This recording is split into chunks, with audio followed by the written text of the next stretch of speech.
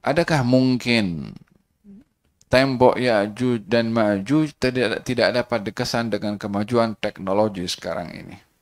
Tidak dapat dilawan oleh manusia. Manusia tidak dapat berlawan dengan Ya'juj dan Ma'juj.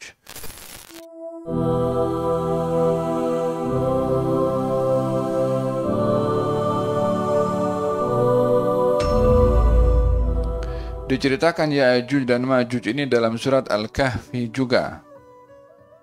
Ketika ada satu kaum yang dia melaporkan kepada Dzulqarnain bahwasanya Ya'juj dan Ma'juj ini mufsidun fil ard.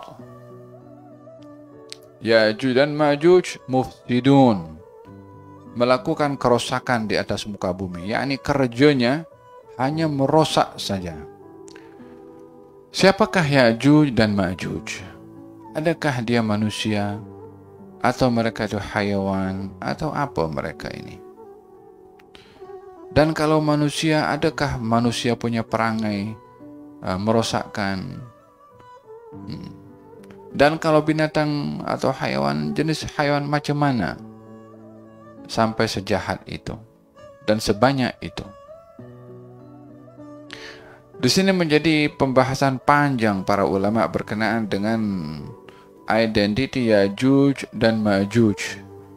Walaupun ramai daripada mereka seperti Imam Ibnu Katsir dan juga ahli-ahli tafsir yang lainnya, ada mengatakan bahwasanya Ya'juj dan Ma'juj ini daripada keturunan Nabi Adam, yakni maksudnya manusia.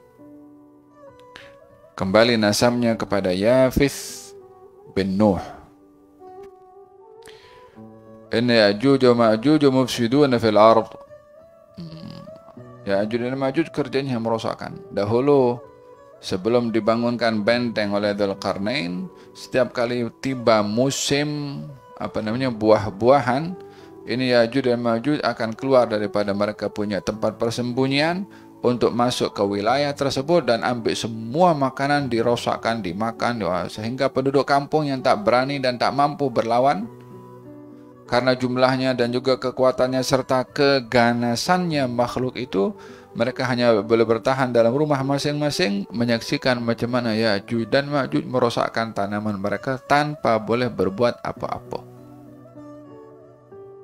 Disitulah ketika Dzulqarnain datang ke kampung itu, penduduk kampung itu meminta kepada Dzulqarnain untuk membantu mereka daripada gangguan dan kejahatan Ya'juj dan Ma'juj. Maka dibangunlah benteng atau dinamakan Ar-Radm, tembok yang dibangun daripada besi dan juga tembaga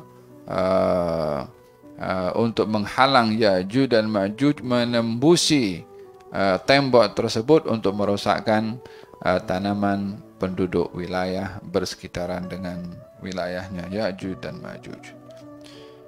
Dan hingga hari ini tidak dijumpai secara pasti tembok tersebut.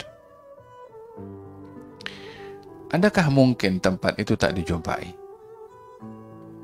Di zaman sekarang dengan adanya satelit, yang kononnya satelit ini adalah mata dunia. Dia boleh capture apa-apa yang berlaku di ufuk sana.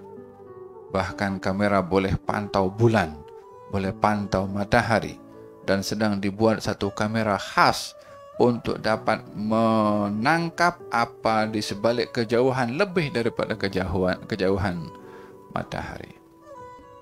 Adakah mungkin tembok Ya'juj dan Ma'juj tidak dapat dikesan dengan kemajuan teknologi sekarang ini?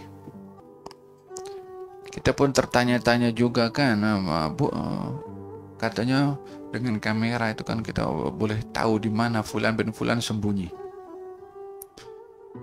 Tak ada tempat yang selamat untuk bersembunyi. Tapi saya tertanya juga, pesawat yang hilang tuh sampai sekarang tak ada orang bagi tahu.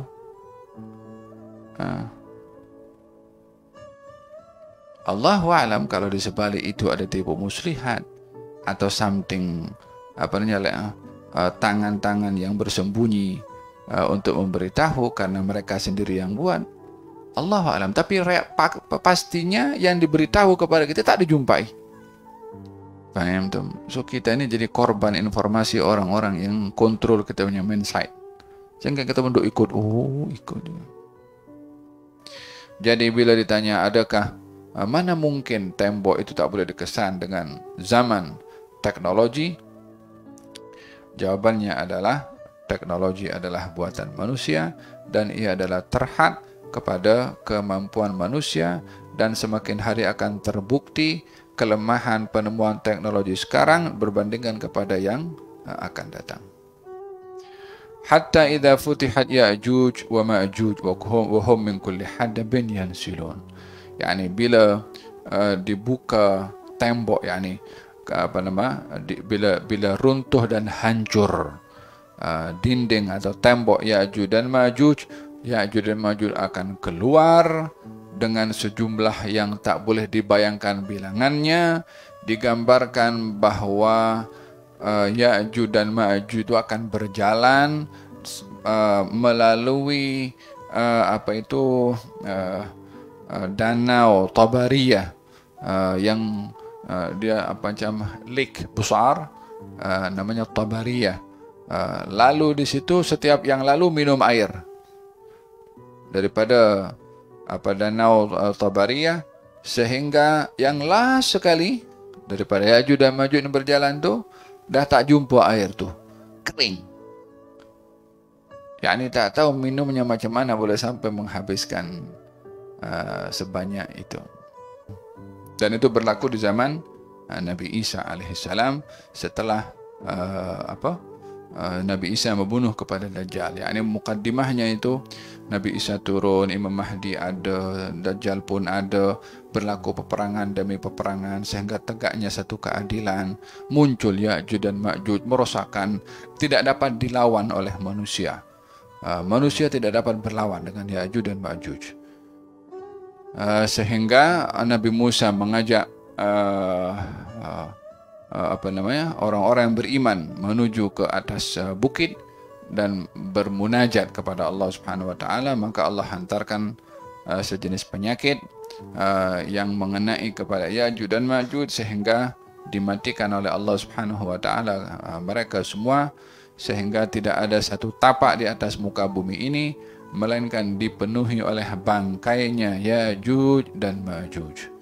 Sehingga bumi waktu itu penuh dengan bau busuk dan juga tidak selesa disebabkan oleh karena bau busuk dan mungkin penyakit karena mayat-mayat Ya'juj dan Ma'juj, sehingga Allah Subhanahu wa taala turunkan hujan dan membawa bangkai ini semua ke laut, sehingga tanah waktu itu menjadi subur kembali, ditumbuhkan tumbuh-tumbuhan oleh Allah Subhanahu wa taala. Yang tak lama daripada itu berlakulah hari kiamat, setelah semua nyawa orang-orang beriman dimatikan oleh Allah Subhanahu wa taala, sehingga di atas muka bumi ini tidak ada sesiapa pun yang menyebut nama Allah. Quran diangkat, Qurannya ada, kalau dibuka lembarannya kosong macam tu, tak ada tulisan. Orang yang hafal Quran, yang baca Quran, hilang pada akhirnya bila orang itu orang yang tidak sungguh-sungguh dalam imannya, sehingga hilang Quran daripada dada manusia, hilang Quran daripada tulisan, sehingga dimatikan semua orang-orang beriman dan tidak tersisa di atas muka bumi ini kecuali orang-orang kafir, dan kepada mereka akan berlaku hari kiamat.